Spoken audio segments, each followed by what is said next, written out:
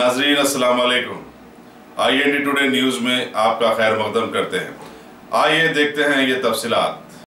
शहर हैदराबाद के बदनाम जमाना इलाके मंगलहाट पुलिस हुदूद में वाक़े गंगा बौली में एक 24 साला नौजवान को कत्ल कर देने की वारदात पेश आई है, जिसे मोहम्मद ईसा साकिन किशन नगर झिर्रा की हैसियत से शिनाख्त की गई है। इत्तला देने पर मुकामी पुलिस फौरन वहां पहुंची और शदीद जख्मी नौजवान को उस्मानिया दवाखाना पहुंचाया, जहां इलाज के दौरान उसने दम तोड़ दिया है। पुलिस ने इलाके का CCTV फुटेज हासिल किया है, जिसमें 3 या 4 लोग चाकुओं से ये हमला करते नजर आए हैं। ACP आसिफ नगर डिवीजन अशोक चक्रवर्ती और ACP गोशा महल डिवीजन नरेंद्र ने मुकामे वारदात पहुंचकर हालात की जानकारी ली। मंगलहाट पुलिस ने तहकीकात शुरू कर दी है।